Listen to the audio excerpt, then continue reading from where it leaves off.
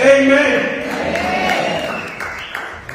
My brother, Pastor Axel, Pastor Townsend, thank you so much to be with us tonight. Genesis 21. Genesis 21 from verse 12. But God said to Abraham, do not let it be displeasing in your sight because of the boy or because of your bondwoman. Whatever Sarah is said to you, listen to her voice. For in Isaac your seed shall be called.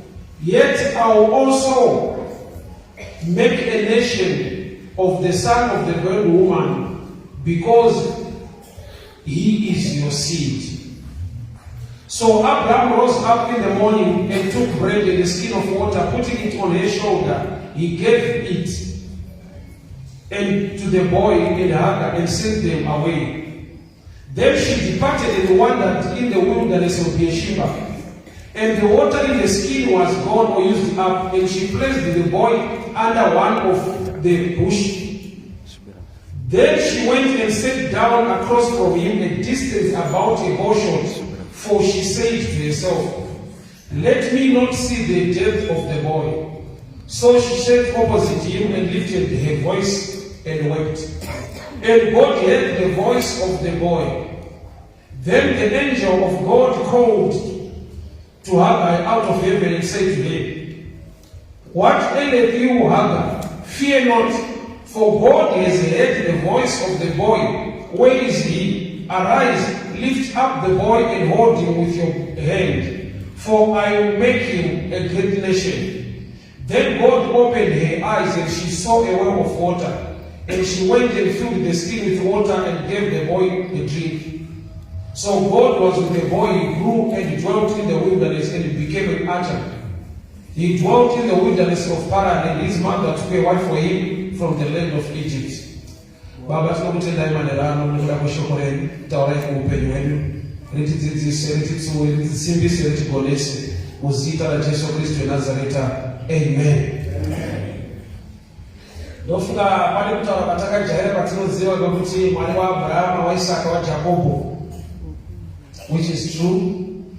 But panodauya neshoko raringape title kuti the God of Ishmael. Rinotaura pamusoro pamwari waIshmael. Nokuti padaverenga pati mwari vachitaura naAbrahama, I will also make you into a nation. I will also, kureva kuti iye ndichatomuitawo rudzi rwakakura. So Mwari ndi Mwari waAbrahama, waIsaka, waJakobo, but he is also the God of Ishmael.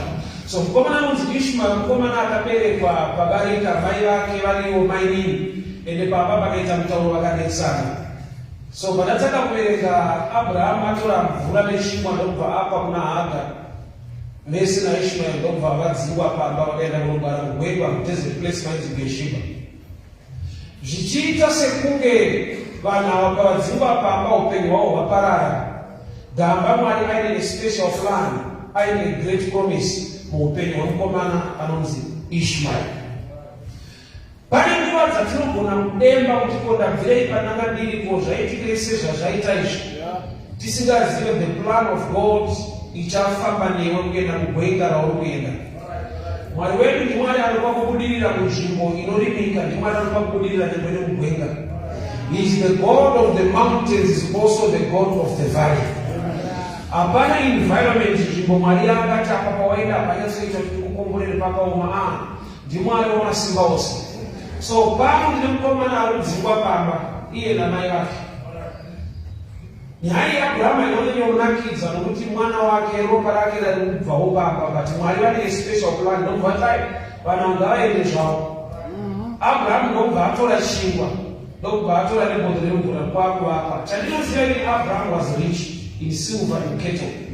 But pano panodzingwa vanhu pamba, handisi kuona any form of wealth, chinhu chinokosha chavangapiwe. Vapiwa zvinhu zviri temporal zvinopera, naye vakapiwa mombe, kana vakapiwa zvimwe zvipfuyo zvainobereka zvichingowanda zvichienda zvakadaro.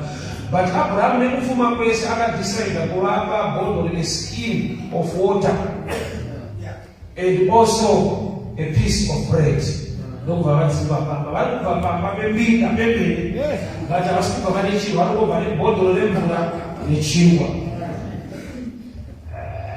ukazvitarisa kana iye Ishmael kana Haga achitarisa ane choro kuti ndokuramba chero chero kuti pamba pandabva pane wealth pane upfumi but handina kana one chakapiwa ndiri kutongodzingwa ndakatakura bhodhoro remvura nechingwa nemukomana wandinaye. So vakaenda nokundosvikawa mugwenga mudesert place yainzi Beersheba. Mukomana uyo akatakurwa anonzi Ishmael ane a special promises naMwari, I will also make you into a nation. But nzvimbo yaari kuenda inzvimbo yakaoma isina kana upenyu, a desert place. So mai vake zvanzi vaona kuti mvura yapera, chingwa chapera, hapasisina tarisiro. Vakatora mukomana vakamisa pasi pegwenzi. Ivo ndokunogarawo at a distance. Chavamisira kure mwana ndechekuti hanzi handidi kuona mwana wangu achifa, handidi kuwitnesa mufu wemwana, saka bheta afe hake ari pasi pegwenzi.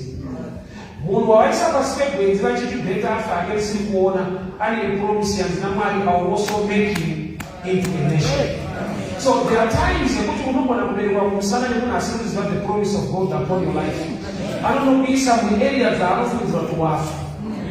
Promise yaMwari yekuti I will also make you into a nation. Hazvina basa kuti vari mugwenga, hazvina basa kuti mvura yapera, chingwa chapera, shoko raMwari nderezvokwadi. So there are times yekuti promise yaMwari unoona sekuti haichaitika muupenyu hwako nekuda kwokuti economy zvayaita rinenge gwenga, mamiri aita zvinhu, hapasisina hope. But chinhu chandingakutaure manharaunda chaunofanirwa kutrusta above everything is the word of God. Shoko raMwari harigoni kukundwa nemasituation, asi kunge rinokupa kukunda musituation. So vanhu vari mugwenga, but mukomana ane special promise. Special promise, the prophetic word rekunzi I will make you into a nation, haritadzise mvura nechingwa kupera, but chikuitika ndechekuti havachararama ndizvo izvi zvapera. Shoko raMwari rine simba zvokudaro kuti nyangwe zvinouya zvikurwisa nekukunetsa zvikavapo, asi zvaakataura zvinongozvadzikiswa zvakadaro. So mvura nechingwa zvakapera. Dai vakapererwa nemvura vari munzvimbo yakati nakei vaigona kundotsvagawo mvura, but vari mudesert. Mudesert chinyanyonetsa imvura. Mvura yapera, chingwa chapera, ndobva zvingaite ndione mwana wangu achifa, rega ndimise pasi pegwenzi. Ndobva angogara nedhedhise. Bhaibheri ndobva rati akatanga kuchema. Wekuchemera waari kuona hapana. Kungochemawo kungoti ndokuoma pazvakosa. Pane time yekuti zvinhu zvinooma zvekuti newa kuchemera unogona kushaya nokuti wauda kuchemera anotichemawo. Yaine time yekuti unyatsoona kuti wekuchemera nezvezviso hapana. Tese tinenge tangofananidzwa nemaniro akaita upenyu. So ari kuchema at a distance. Bhaibheri ndobva rati Mwari ndobva vataura a audible voice kuna Haga kuti Haga regera kuchema nokuti Mwari vanzwa kuchema kwemwana. Ndaingoti asiri kutadza kuverenga kana. Because kana denga richiti tanzwa kuchema kwemwana, ndikakombera vari 2, amai nemwana, angacheme zviri lauda zvine volume yake pamusoro ndiani? Ndaamai. Ende mwana uyu avigwa pasi pegwenzi zvokuti denga harikutombomuona. But Bhaibheri ndobva rati muizwi rikati Haga chiregedza kuchema nokuti Mwari vanzwa kuchema kwemwana. Sei mfana asina volume, asiri lauda, ari kuattracta answer, ari kukonzera kuti Mwari vanzwe. Ukazvitarisa nyaya iyi haisi voice kana kuti yekuva lauda. Voice rinonzwika naMwari harisi voice raunoshandisa. The voice rinonzwika is the blood that speaks better things. Why? Nokuti Ishmael iropa raAbhurahama. Mwari ane sungano naAbhurahama. Mwari ane promise naIshmael, I will also make you into a nation. Saka even akaita sekuti ari pasi pegwenzi, but denga inomunzwa nokuti ane the promise of God. Ndikataura kuti munhu andizive vanhu vangaedza kukutsikira vakakuvanza vakakudii, but kudenga kuna Mwari anokunzwa. Mwari vari kuchitanzwa kuchema kwemwana. Saka zvazonetsa ndepekuti kana vanzwa kuchema kwemwana sei vakudhila naamai vavasina kunzwa. Vanzwa kuchema kwemwana but vari kuadresa asina kunzwiwa. Anzwiwa mwana but mwari vakuti takutaura nemukuru. I want to teach the church something in accordance with your kingdom. Learn to respect elders in the things of the kingdom. Bona kuremekedza vakakura vanhu vakakudzwaona Mwari pachena. Munoziva kuona anonzi Samuel paakaberekwa akadediketwa kuchechi aitorara pasaidhi peareka yaJehovha. Mwari pavakatanga kudana Samuel aimhanya kuna bishop Eli. Achinoti kwamukuru muri kundidana ironzi kweiti wodzokera 3 times ndoba akazonzi naye ukadanwa this time unopindira kuti chitaurai tenzi muranda wenyu akateera kuti Mwari ari kudana. Zvoreva kuti aidanwa ndiSamuel but anoziva kuti ari kudana ndiani ndiEli. Eli nyangwe asiri akutaurwa naye naMwari but anoziva kutaura kwaMwari. Samuel ndiye ari kushedzwa achitaurwa naye but haazive voice raMwari. Saka chakaita kuti Samuel agone kuzokutaura naMwari akaenda under mentorship nokuti akaudzwa kuti ari kutaura newe ndiye Mwari wacho. Kureva kuti uyu ari kutaurwa naye but haazive ari kutaura naye. Yet asiri kutaurwa naye ari muofisi anoziva kutaura kwaMwari by experience. So the youth must learn to appreciate elders. Nhamo yataita ndeyekuti ukanzwa Mwari achitaura newe unoiginwa vanhu. Gamba kune vanhu vokuti kana Mwari ataura newe ndovanatokuudza nekukudzidzisa kutaura kwaMwari wacho. Panoti naamai vasina kubvira vanzwiwa kuchema kwavo. But sei Mwari ada kuadresa amai ari kuziva kuti solution yanoda kucreata pano inodimanda maturity kukura. Why? Nokuti vada kuvhurwa meso kuti aone tsime. Mukomana unyange Mwari vamunzwa haagone kuopareta netsime kudiki angafe netsime. Ndokuti vana vadiki kana nawo kushanda netsime nai iyo tsime ine mvura uri upenyu. But inoziva kuti nyangwe tsime mvura uri upenyu vana vedu vanogona kunusa upenyu neupenyu. Mvura upenyu. But mwana akamutambira kutsime anouraiwa neupenyu. Chinhu chakanaka but chinodhimanda kukura. Saka uchiona kuti chinonzi management ability chinokosha.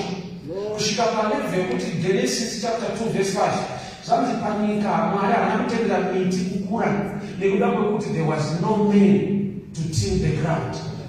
Kurati nokuti papasina munhu unochengetedza garden, Mwari haana kutendera kuti pave nezvinomera mugarden. Chikonzero chekudai kana purpose iri yekuti pave negarden pakashayikwa gardener, the garden will turn into a jungle. Ndiri kuti kudii chakanaka chaunoda usati wane pfungwa dzakanaka dzekuchitisa kugara nacho chiri dangerous. Kumakuva uko hakuna kuenda vanhu vakafa nenzara. Kune vanga vafambirwa neupenyu zvakanaka vakatorwa nerufu nekuti pane zvazvichiitika musha. Havasi vese vari kudhivhosa nekuti upenyu hwakaoma. Vamwe vari kudhivhosa nekuti mari yaakutambirwa yati wandei anopedzera akuchidza property nemunhu. Zvese masofa TV opedzera nemunhu anazvaronza isiklasi yangu yeti vabva vese munhamo but zvafamba zvokuti mumwe akufambiswa. A mindset yekutadza kucontrola the management ability imwe key inorespektwa nedenga. Kana Mwari vanzwa kuchema kwemwana vadi kutaura naye mwana wacho wavanzwa. Vanotaura nemunhu mukuru aripo ende anovhurwa meso ndiHaga kwete Ishmael. Sei Mwari makunza blessing nekuvhura meso kuna Haga kuti aone tsime? Inyaya yekuti Mwari vari kushanda nezera kuti zera rake ndorogona kubatsira chandamu. Ndokuda picha yedu yakaitika kuAfrica kuno. Ndokuti mina matumbi zhinji kuAfrica ndeyekupinda basa kwete kuita basa. Anosisi. Hazvinetsi kuti ndinodzidzise kuti munamato wabva kuAfrica. Iye kuti tichida kutopindawo kwete kuita kutopinda pari kutoitwa kudhara. mindset yekuita zvinhu hatina, tine mindset yekujoina zvikuitwa.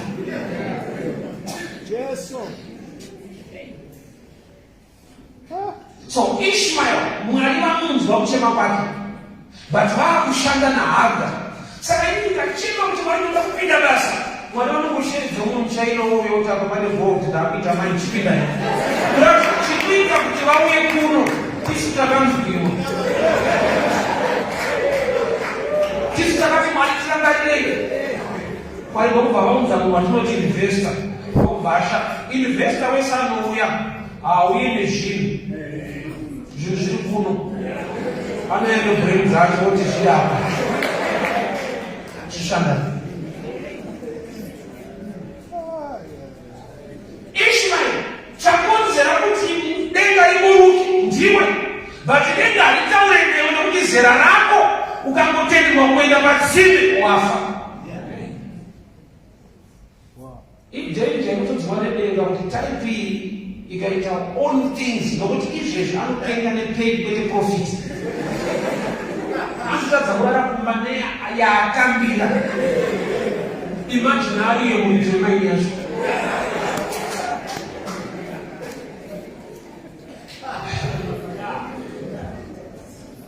So Mwari vanzwa kuchema kwemwana, but havadhire nemwana vanouya kune munhu ati kurei anogona kuhendla blessing irikabudiswa nedenga.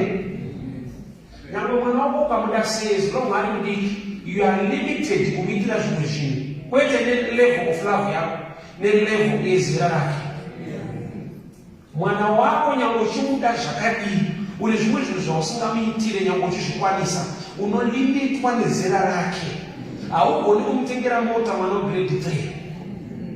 Even uchikwanisa kutotenga ukatozviita zvenharo ukaitenga kuti kuti ndeyake, hurumende ndiyo inomuratidza kudhiraivha chinhu chake. One day I saw this picture, chinoratidza kuti street nandiri mumbasaka ndekamumwana ndenga mukomana anonzi Divine. Saka drinks kana ari fridge mbomo, iraiti kuti munhu wese angoda kudrinka anotora achimwa. Saka Divine wakavhura door refridge ndobva atora drink kuti avhure akwanise. Patinovhura napo isi hatina opera, tinovhura nepadhoo. Saka iye padhoo haasvikire. Saka akangoda kunwa drink nyangwe riri rake, anofanira kupota achiuya kune munhu akareba kuti ndivhurirawo drink rangu. Kurati akashayiwa that level yerespect yokuti nyangwe ndiri nedrink, but kune vamwe varefu vanogona kuti ndinwe vandofanirwa kuremekedza.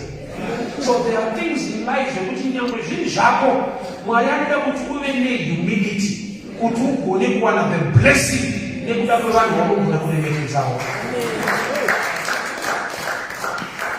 Kune vakareba kukudarika, kune vanogona kukudarika. In everything chaunoita muupenyu kuna ari pamberi. And don't be jealous. Have a teachable spirit. Mweya wokugona kudzidza kubva kune vamwe. Ishmael ndovanzwa nedenga, but mai vako ndo vari kutaurwa navo. Chinicho chinoda kuti chindikandibatanidze chechi pakudai. So the youth ndo inoita kuti denga ribise zvimwe zvinhu pachechi. But youth haigoni kuita zvinhu izvi kana isina relationship nemari yaudhasi. Nokuti denga kana rakunza blessing yacho pane pazviri kusvikira youth iyo yekuchema. Saka vari vaviri vanofanirwa kuwirirana. Nekuda kwekuti uyu akazviti ndini zvinosvikira kuno, uyu anobvamira kuchema kwacho. Denga harichanzwa. Uyu akachemawo kuno kuzvozvita. Kuda kuti vari vaviri, unity in the body of Christ is one of the keys inoita kuti blessing flow in ministry.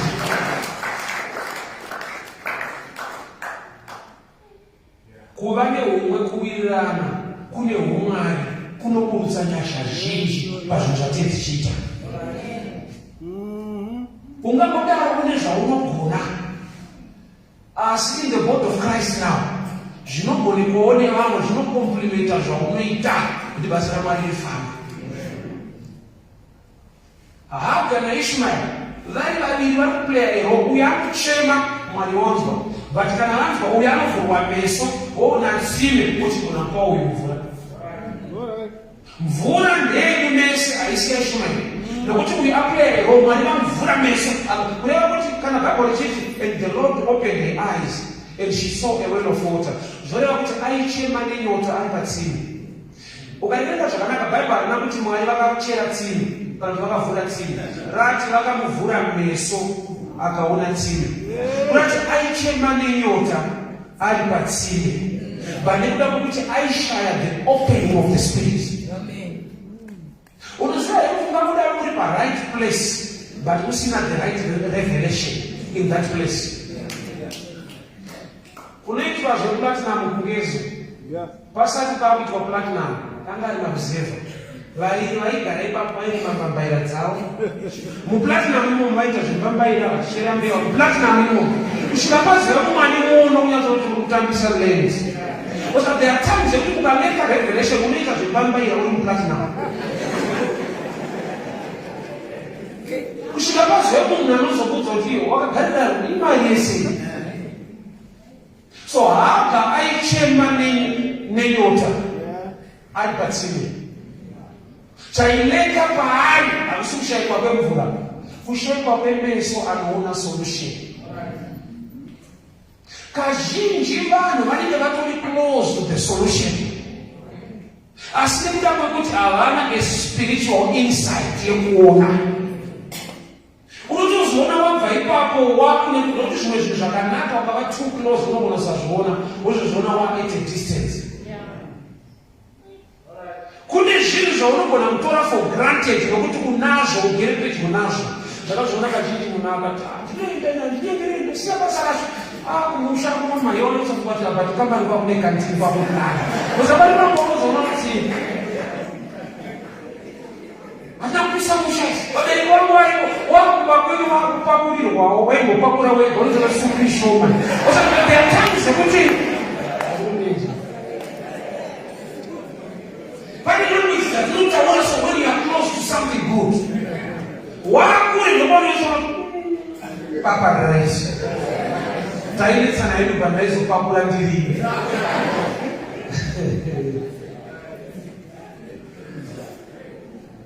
Ishmael na vari mugwenga Mwari vakavhura meso aHaga kureva kuti Mwari chavakagona ndechekuti kana mvura yaAbhurahamu yapera yemubhodhoro ini ndakasiyana nemunhu andikupei bhodhoro remvura. I give you the source of water. KwaAbhurahamu vakapiwa bhodhoro remvura but mugwenga Mwari akavapa tsime remvura. Zvinobva kuvanhu zvidiki kana zvinobva kuna Mwari kana uchitenda kuna Mwari. Chavakapiwa kwaAbhurahamu ibhodhoro remvura but vaakuchema nenyota Mwari akamuratidza tsime remvura. Bhodhoro haisi source, tsime ndo source. Mwari ngaakupe zvakakura kudarika zvinobva kuvanhu. Mwari ngaakuwane nyasha zhinji kudarika zvaungatori nekupiwa nevanhu. But in one time that titonesana kana akaratidzwa tsime remvura zvareva kuti anofanirwa kunge achichera mvura mutsime vachino chaachashandisa chii ibhodhoro raakabva rano kuna Abhurahamu. So Abhurahamu haana hafu stake nokuti paakakupa bhodhoro akakupa chekunocheresa mberi. There are times zekuti zvinoitika panaisaka kuti apasita wedu so shoma zvaanokuita so aite zvakakura gamba Mwari vaitoziva kuti pabhodhoro ipapapa netsime ratoona kumberi watopiwa chekushandisa. Moses was not a good speaker but God used him. Nekuda kwekuti paRed Sea hapana grama, panoda kugara nemusvingo anokudai panocross. Hapana chirungu chakawanda kunodhivaida unocross ukawanza chirungu unonyura. So Mwari unodana munhu ane chimari chinobatsira vanhu vakutera. Vanhu vanogona kusaona kukosha kwaMozisi kana vasati vasvika paRed Sea. Pane vatikutaura kuti anokakama pane vatingoenda paRed Sea ndokuti zvakachigara pazonzwa zvashoma.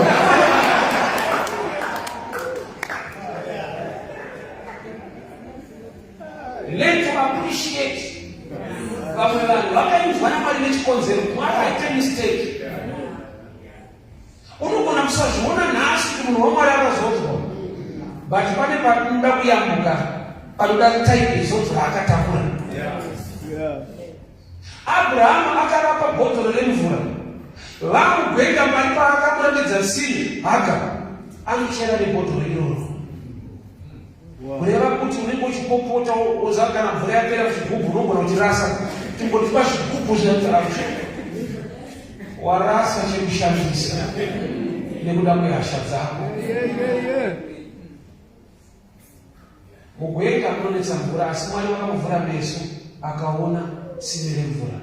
Shoko rikatienda unotora mwana, go and pick him. Mutore agone kunwa mvura, abenefite mvura iri mugwenga. Nekuda kwekuti Mwari kana wakaisa promise kuti I will also make you into a nation. He is ready to perform a miracle to sustain the boy.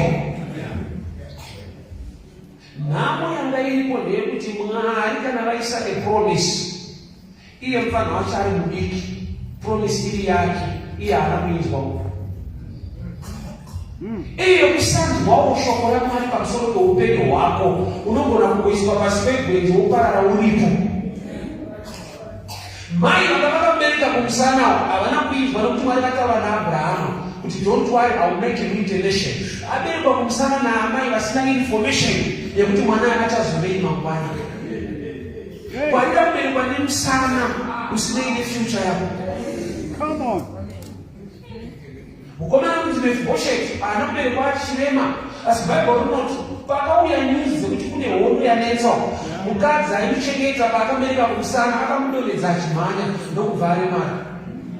Yaunozonzwa yakunza ari kunodhibha bhati akaremara, haana kuberekwa akadaro. Inyaya yekuberekwa netype isiriyo. Ende haana kuremadzwa muhondo. News dzakauya kuti kune hondo, vanhu vaitiza news. Ngwada kuti uremadzwa nenews neinformation. Kuenda newspaper so. Kana kunamata uchanamata unonzwa umesi kupera pawo. Yes, takati vanhu vanoda kudzidziswa kuverenga newspaper. Usatanga kuverenga headline. Rine date. Ndezvemusiwo. Zviri subject to change any day. Long back kune munhu akaita business. Kuma 2008 nonzi but nyika macho kuna unit vanochawirirana because mapolisi acho kuda pachena. Achiita kuwirirana. Takazoona vakusaina unit ya government vabata. Leso vanhu vanochinyudza. Vanotanga vachiramba vachibatana kudai. Newspaper ndozvari rine date kuratidza zvinhu. Bhaibheri harina date ka. Vese yekudhara ndoyanhasi ndoyemangwana. Newspaper rine date. Isakupe pressure. News dzinoremadza vanhu. Nhau dzawakanzwa hadziri dzezvokwadi, dziri temporal, dziri subject to change. Chisingashanduke ishoko raMwari. Haga naIshmael varejectwa, vadzikwa pamba. Nokuda vari mugwenga vaiti asi Mwari nematwa nenyangashadzadzokera kwaAbhurahama muno mugwenga tinopara. Yet Mwari ane good plan muupenyu hwavo even vari mudesert place. Unyanzvi hwaMwari hunooneka muenvironment inonzi haiti. Situation inonzi haichaita papana chinobuda pandopane unyanzvi nekugona kwamwari wacho. Ishmael kunga ukuwadzingwa yes, asi mublessing muchirimo, mukuropafadzwa uchirimo. Mwari vati I will also make you into a nation. Mugwenga imomo akatakura promise inotyisa. Gwenga harisi kuzochinja zvataura Mwari pamusoro paIshmael. Ikonomi yeZimbabwe haichinje pfungwa yaMwari pamusoro peupenyu hwako. Mamiriro azvaita izvi ndaifunoti pamwe zvinoita mushi. Mamiriro azvaita haanani akati mamiriro awakaita. No, the blessing yaMwari haikuizwa. It's good kana munhu achiti God speaks away in the right way, in the right season. It's another level in God. But there is another level again. He speaks a way to create a season. Pane pekuti season haisi, but Mwari vakataura shoko inobva yava season yacho. Genesis 26. Mwari vanoti kuna Isaac ari munzvimbo yeGera kune drought, akamuti dyara. Bible ndokubva rati akadyara mudrought ndokubva akohwa 104. Ari kukohwa wasei muri mudrought, shoko raMwari raakateerera rakacreata season muupenyu hwake. Rejected boy Ishmael, asi Mwari vari kuti I will also make him into a nation. Ndokuti vakakereka kumusana namai vake Haga achibva pabasa rakasara chiseka chiwamawo kuti zvadzingwa, kuna kwazvinoenda zvapera, kuna kwavanosvika. But iwo Mwari vachipiri kuna Abraham, I will also make him into a nation. Nhamo ndeye tinoda kuvavarira nekuchembera panzvimbo pasina blessing yako. Why? Nokuti maonero ako aifunga kuti blessing yako iri muna mumba maAbraham. Mwari vane special promise newe. Munoziva kuti rudzi runonzi vaIshmaelites ndo rudzi rwakatenga Joseph paangaiswa mugomba vakaenda naye kuEgypt. Kuna kuti Mwari achinoona vanhu vachibva pamba aitoziva kuti ndine plani nawo concerning future yevana vachaberekwa rudzi rwokusara kari pamba. Usambofa wakataura mashoko anorwadza kumuna rudzi kwapamba penyu. Nekuda kwekuti kwaari kuenda kunogona kunokonekta zvichasara zvichiitika kubva kwenyu. Remba una kunenzwa mukomana unonzi Joseph handiti wakaenda kuEgypt, akaenda sei? Vakoma vakamukanda mugomba, ndokubva vaona vaIshmaeri vachipfuura nemakaravha avo, ndokubva vati hatingaregere munhu ari mugomba, ngatimutengesei. So the Ishmaelites were a vehicle kudestiny kuye kwaAbraham. Vona kune usaite vanhu rafu, nokuti Mwari anogona kunge akavakonekta nedestiny yevana vavo. Rudzi rwaIshmaeri ndo rwakaendesa Joseph kuEgypt, kuti vanhu vazorarama vanga vateera Joseph anogara kuEgypt. But Joseph ari kubva kumba kwaJacob, Jacob ari mwana waIsaac. But vaIshmaeri verudzi rwakwaIshmaeri ndo vakadzingwa pamba patime yaIsaac. Ndikupedza kuti ndi munhu adadirwe zvaitasiwa vanhu pasi. Ramangwana rako ringangodaro riri rekuti ivo ndo vachakuendesa. Joseph kurota akarota, that's true, but akasina mari transport. What Egypt kwaida kutovoendwa nezvinoendesa, iye chake kurota transport rudzi rwaIshmaeri. So some people are a vehicle to your destiny. Learn to treat people with the love of God. Munhu waukona nhasi chimita reject ndiyo vaIshmaeri vada kukuendesa kuchiroto cheupenyu hwako. Munhu akaziva ndudzi dzake dzaari kuita kuti ava vakaenda kugwenga vachazokonekta naJoseph vakumberi. But handizoti Sara akafunga sei paidzingwa vanhu apapa. Ndofunga akangoseka kati zvaenda vaitinetsa pano, gamba zvaenda izvi zvichatoda kudzoka nerweseri kuti zviendesewo rudzi zvichatevera vazukuru venyu kuti varegere kufa nenzara. Izvi zvichauraya vamwana nenzara irafu yavakaita vamwe vanhu vaifanira kunge vachivabatsira kusvika kudestiny. Jesu ari munhu waakanamatira katunhu. Jesu wamasimba ose akanamatira munhu katunhu. Pagora Lazarus not Lazarus come out, but uno munhu dara akanamatirwa katunhu. Vanhu vakaenda nyama yavo iri ngofuna Jesu, ndokubva abatwa meso akanamatirwa, akatanga kuona. Jesu ndokubva abvunza kuti ukuonei, zvikanzi vanhu kunge miti. Urati murume anga nemaproblems too, kusaona uye maonero. But maonero haadiscovery kana munhu asati akuona. Unomboza zvinorei? Munhu iyeye akanzi anoona vanhu kunge miti, akanzi ino nototsvagirawo huni, anotema waari kutaura naye umwe muti iwoyo. Urati ukashava maonero ane umwari, unotema vanhu vanofanira kunge vachikubatsira. Aiva nemaproblems too, kusaona. Imwe problem yechitu inozooneka kana akuona kuti aone mushe. Izvo zvine vanhu vana problems too. Kushayiwa mari nekudada. Saka kudada kunozooneka kana mari yakuwanika.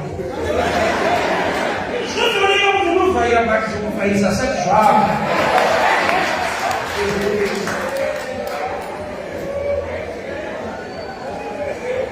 Iwe hausamanonzwa munhu anotariswa kuti zvangu zvikafamba munhu anoita murungu.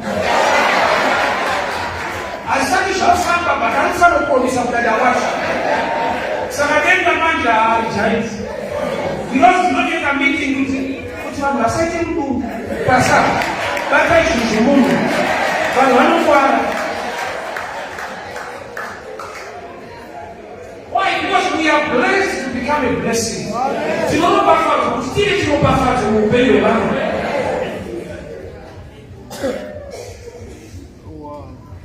Ishmael, vadziwa pamba. Asa havana kudzingwa mupfungwa yemwana. Munhu angangodaro akadzingwa paakadzingwa. Usamutarisire pasi. Anokomborerwa ariko. Varume vakakanda Jona mumvura. Ndokuti kana pavakazonzwa kuti kune mudhara arikuparidza kuNinevhe vaifika tomwe munhu. Because pavakamukanda havana kuziva zvakazoitika pasi. Kune hove yakamutakura neembesi. Munogona kudzinga munhu mubhotireni oenda neimwe fish. Kuita kwamwari kunoshamisa. You can be rejected today, but kune blessing yakamira kukutora kuti iende newe somewhere. Jona wakaendeswa nefish, vanhu vamboita bhoti.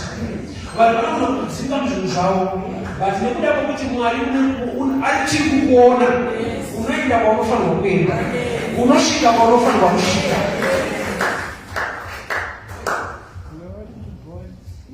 Tine mabhoti atakaburiswa isusu. Tafoira chikoro vamwe vakafunda navo vaitiwo hakuna kwauchaenda. Vakazosangana nerindaenda dangu. Aizvi. Mwari anoita zvekushamisa. Timu raita unenge unoenda pari paunozosangana kuona wakuru enda uya. Tine tunohore tunotimedza kana taapasa.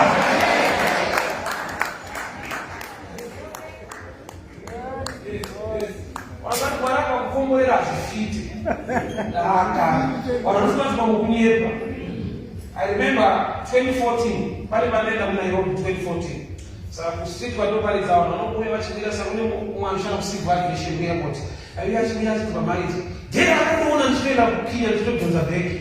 Akafara, mufundisi wangu uroti chidii. Ndobva azondibvunza kuti uri kupfekedzana. Ndaitanga ndisiri kwega.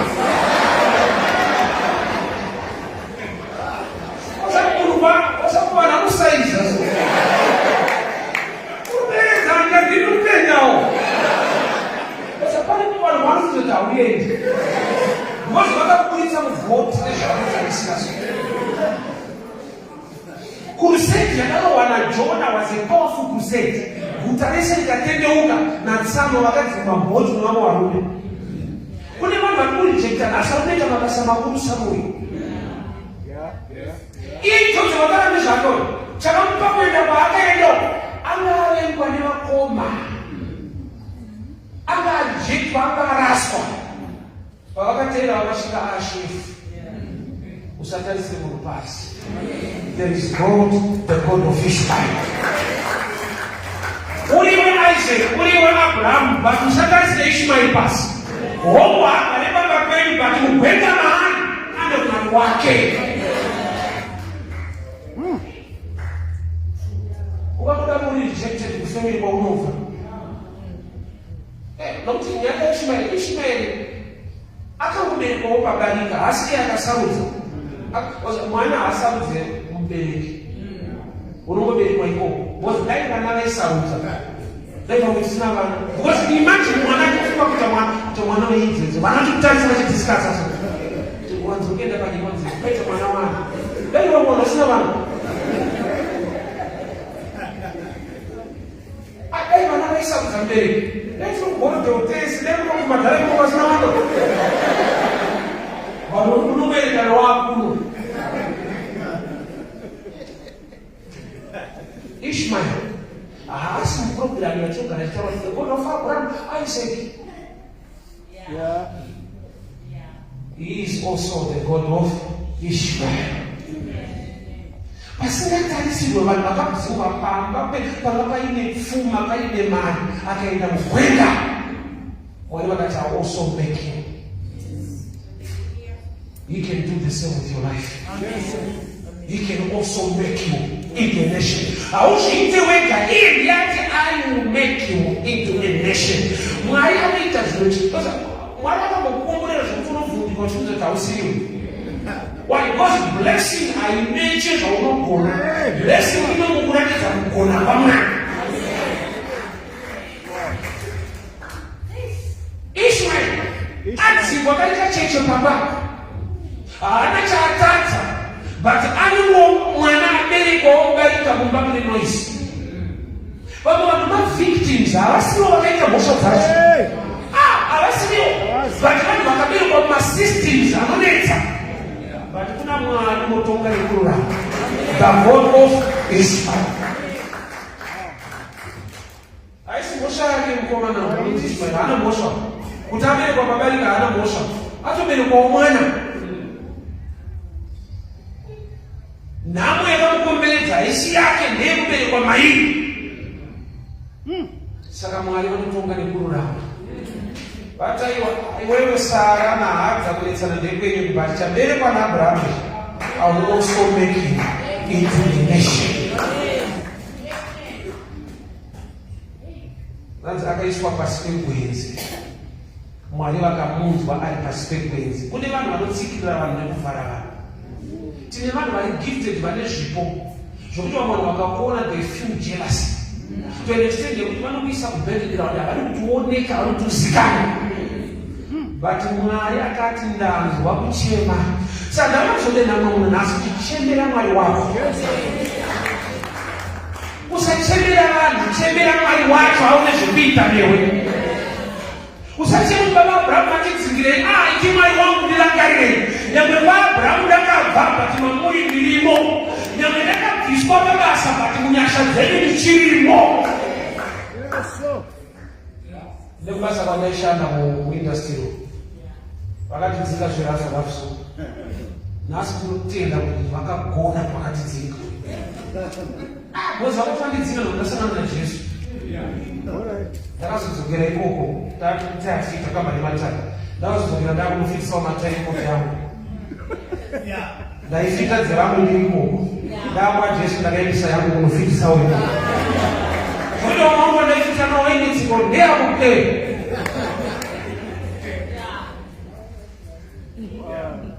Ishmael akadzingwa baba. Asi Mwari vakati I will also make you into a nation. Pamusoro pekutenda kwawakaita kuti Mwari vanototi I know the plans I have for you. Ndine mfungo wakanaka pamusoro peupenyu hwako. Vanhu vanogona kufungira zvakaipa, nyika inogona kusakugamuchira, society inogona kusakugamuchira, but there is the God of Ishmael. Anotarisa vana vari rejected, anotarisa vanhu vari kudzingwa vasiri kugamuchirwa. Ariko Mwari weshirika dzinenherera Mwari wavo, ariko Mwari ari ready to make you into a nation.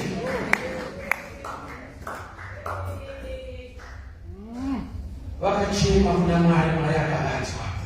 Problem yedu tinogona kuisatarisira focus kuvanhu. Kuchemera kuvanhu. Dai ndingandiona, dai ndingandiona. Dai Mwari andiona, nokuti Mwari akakuona anokoza vanhu kuva nehanya noupenyu hwako. Mwari akakuona mwoyo yemadzimambo iri mumaoko aJehovha. Pasi pegwenga peshango pegwenzi para hakuna munhu achamuona, asi kuna Mwari anonzwa. Ufunge ukacheka kuna Mwari, situation yako anoiziva, hausiri wakaronga zvinhu zvaiwa, wakangobereka uya just a victim. Iwe pana akasaudza kubereka waMzimbabwe. Aiwa, tamuita natamunhu. Ndetsakashumika ndikirayira tauro. Saka varamuzoti hamuna kusaudza chema ivandiri. There is God in heaven.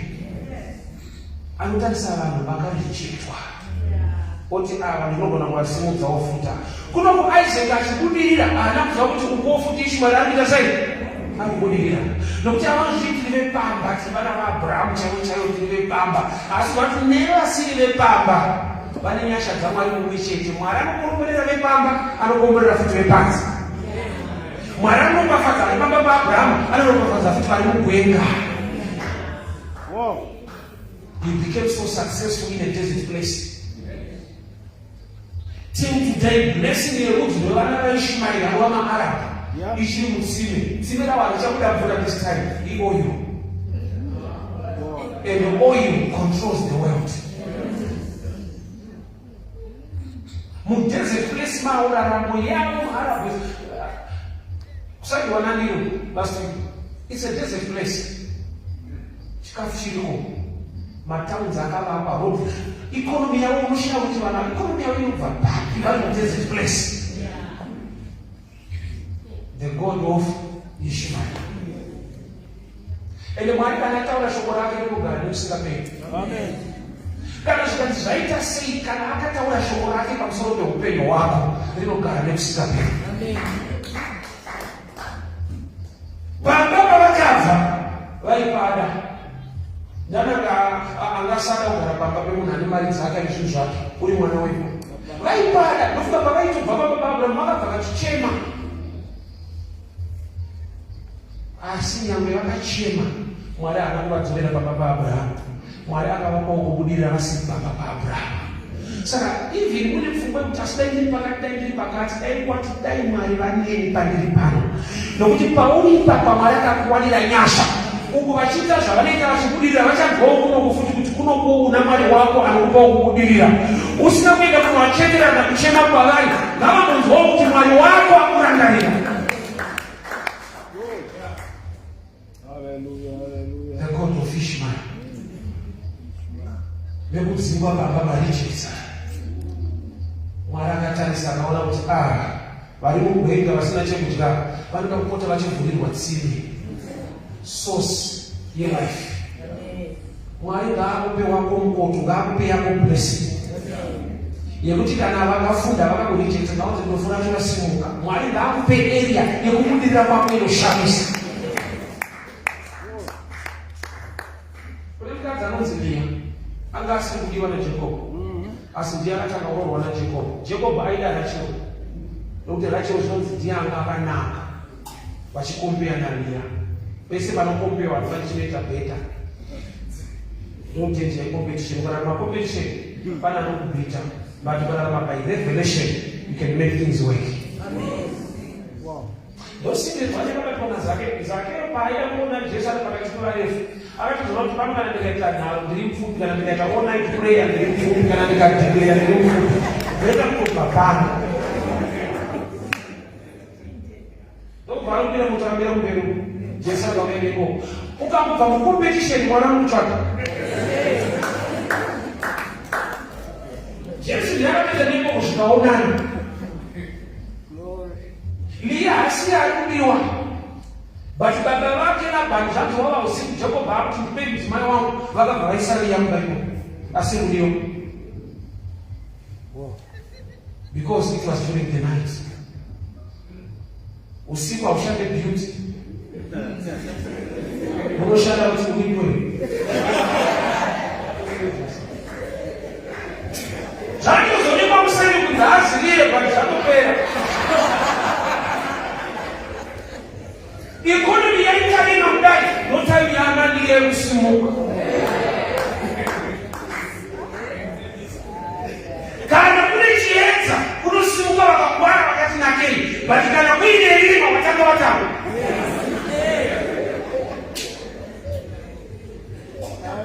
wakwatidai zvanaka pamwari kunabita ndozvikanaka zvinodzokera paripropa yekuti unotsvaka certificate rako wopinda basa apa kana usina kunaka certificate of that certificate tiri munguva iri mari anoita mari yake unoziva situation yakiri yoipa yekuti analiya vamwe vakadzimba so havana nechikoro chaanoenda chete kuenda pakopa kabhana odeclare kuti nhasi rate pa 600 vakafunda vakaita economics maminister of finance vanotambiswa nhova nemunhu ari pakopa kabhana ati nhasi yava 5 vanochimuzana usina kufunda takumana wakumana kuidza nechipanda anani havasi maminista wakomana nemavhesita niyakavana mukana anogona mutorana nyika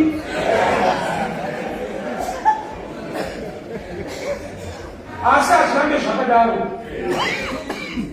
take advantage of the time bozi unozoyedza uzonokuwabhausinei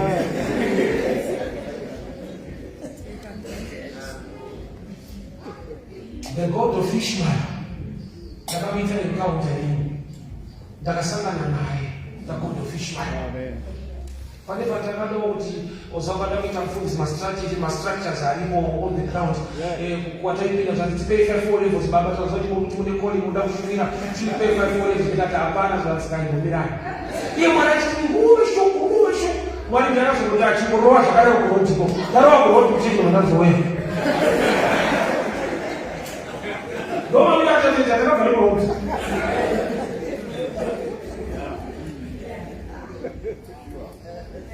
There is the God of Ishmael. Hallelujah.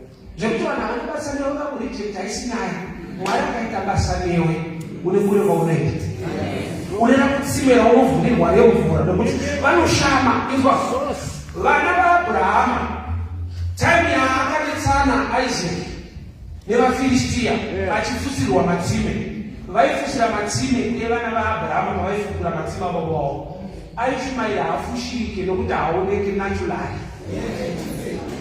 Anangozwa kuti matsime kwana Ishmael akavharwa nakazoti vana vaAbhurahama paaivhura matsime avo wavo vafiristiya vauya vachivhara.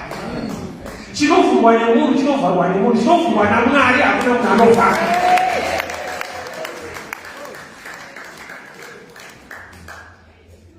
There is the God of Ishmael. Usazitarisire basi.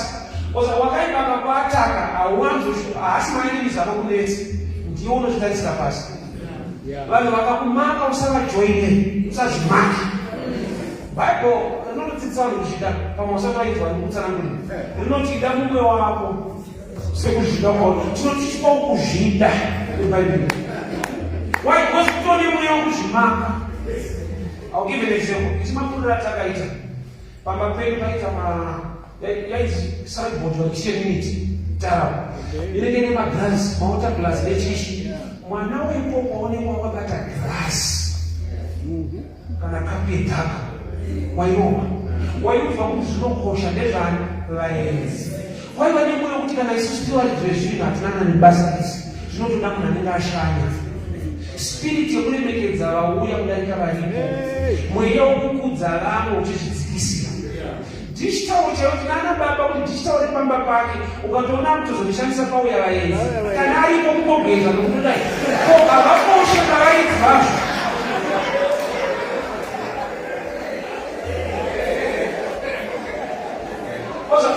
idaitiitsika bandaikazona kuti mweya unoataka upenyu vanhu generation yangu inini yekuti mukatodya sadza renyama munogeza maoko moombera makumutanga kudya kana mada kunomba nyama oombera futi nyama yanga ine respect yakanyanya yaingomberwa paineka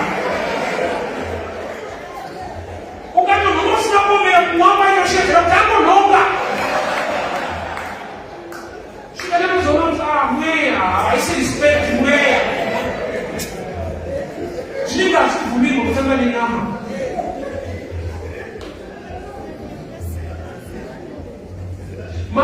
Masystems masequence akadakutobhurekwa uchisvika mubasa wogeza maoko kutanga nenguva inonga kuidherera imoidherera nyama tine zvinhu zvatakakoshesha tikapa value tisikuita kuti zvinoremekedza kusvika ipapo aiwa ndisi takava nepfungwa iyoyo mazuva takatakatanga kuenda kundege zvikira ndege tinova smart tisikutotai kudii ndaizvishakusiwa chonomwane mapushi ndege kodefika hazvibvumirwa kamba ndaingokosha chiti kuti vamwe vajaira hazvichakosha. The God of Ishmael, he can still bless you. Shoko raMwari rinogara nekusingaperi ukaritenda muupenyu hwako unotomanifesta. Hazvine mtu akarejektwa nani havadi kukuona vakakudzinga paoko pawaifudza ndofane kubudirira kwako kuri muna Mwari. Panaifudza kuti ndopane kurarama kwangu ndopane akadzingwa ndikatozodiscover kuti kurarama kwangu kuri muna Mwari wacho ende muna Mwari hamuna bhodhoro mune tsime. Taimako kwataingopiwa mvura mubhodhoro patakaya paJehovha taane matsime enyasha. The God of Ishmael. Pamwaicho kuti mwana waAbhurahama waIsaka waJacob vanogumira ipapo because in mystery yekuti Mwari vakatozoudza Abrahama wacho mudzirewo kuti I also make you into a nation. Saka ndakukudza iwewe secret yelife yako. God can still make you. Kana vakataura vanotaura God can still make you a great person.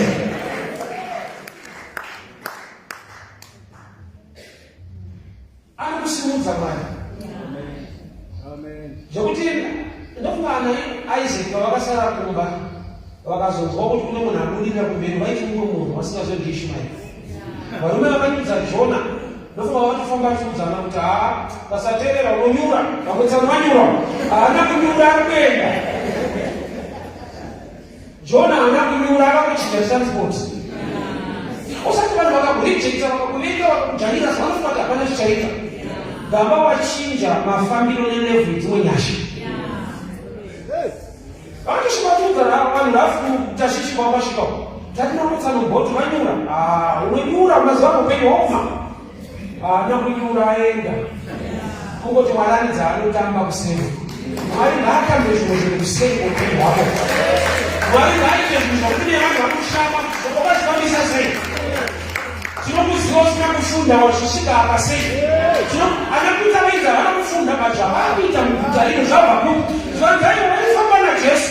Nekufamba naJesu inoshamisa.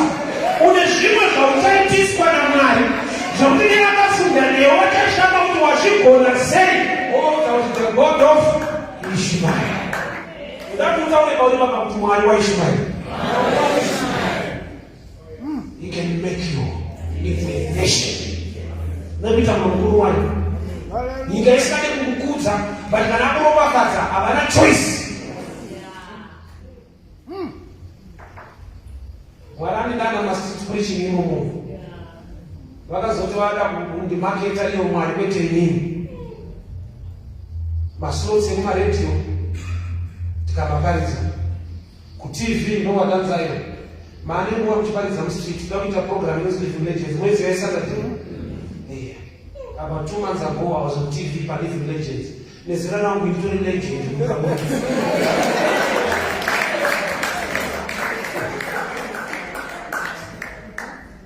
Sunday loyo mangwana, kune interview yangu yakaenda chibva kuIsrael. Takatoita pre-record, ndikuda kuprepare mangwana. Shasha dzakati kune dzechiverenga inini. Mwari waishona zvanoita. Tichakanditicha mbere before vakambotaura navo. Mabereko ayo kwarizitei. Zvanzi vanatsana wakutenga mudzi kune nanzinombereka. Imaregarega. Ticha iyona nhasi ati kuticha mbere before inga kuticha nation.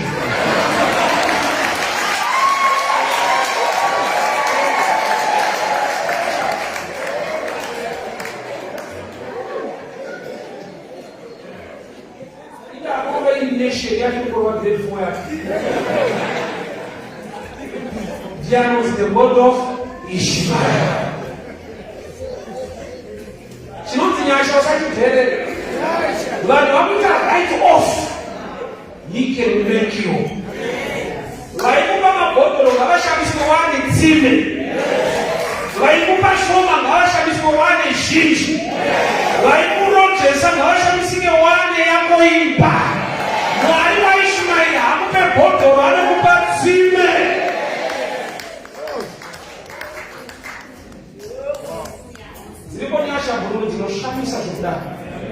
From a bottle of water to a well of water. Kubva pashoma kuenda pazhinji. Mwari waIshmael haakusiya uri palevhu yemabhodhoro. Ngaakupe nonzitsime rako. Zvevanhu zvidiki zvaMwari zvikuru. Saka paukadzikwa vakati hatina basa neyo panapa unoenda hauna mukana pano, no problem. There is God in heaven. Ziwa Mwari wokuchemera. I will finish with this statement. Kuna amai vakadzichengetera mwana munin'ina munin'ina wavashaika. Ndokubva vatanga kuita rafu mwana munin'ina. Vana vavo ndokubva muchamuka muchiita duty kuseni nekukoroba panze muchaira muchaita. Tinauyawo. Kune taiti vabereki vakadaro. Ichinge rafu musikana uya achizvinamatira Mwari waIshmael wamuparidza. Aimuka na 5 otanga kuchaira chivanze achidii. So kuma 5 iko una driver wegonyeta inotora rori yake. kuti achida kuza vanomuka kuma5 vanomukira kuti magonyezi angasati aona zvikaonana kuma5 iko zvikachata vana vamai ava vakayakuchata kwemunhu ava aimuka kuma5 kune nyasha dziriko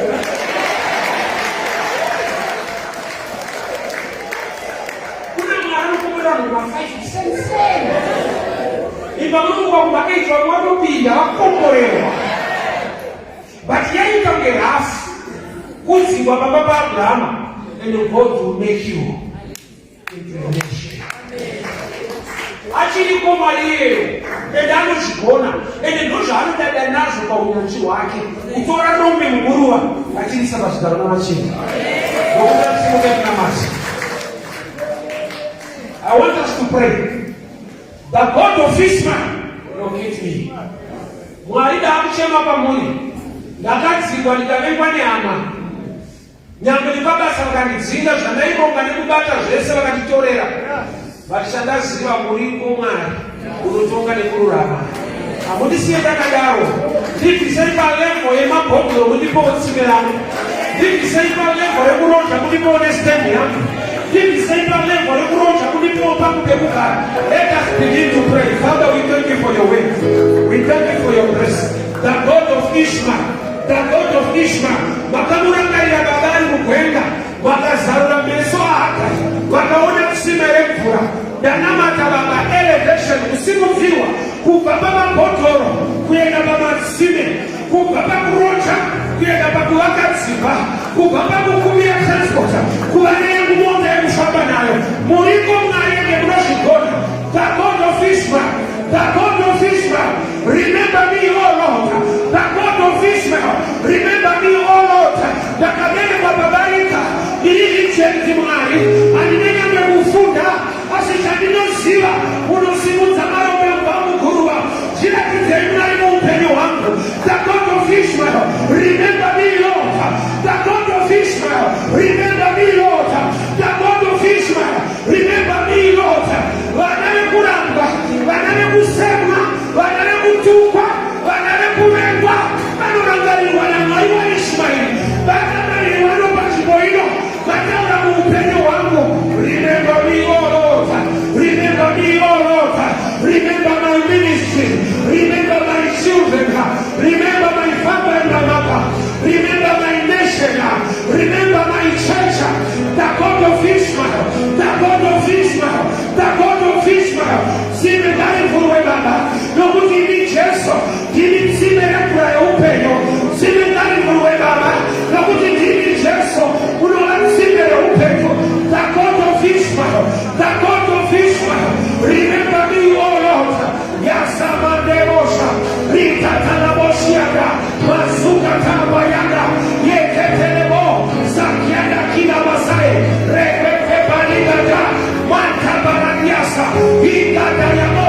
Ketanebosha. Rekete balugata. Masuke biaka kalande. Yeke barakiasa kitaba. Thank you, Father. The God of Israel. Remember me, O Lord. In the mighty name of Jesus. Amen and amen. God bless you, church. My wife is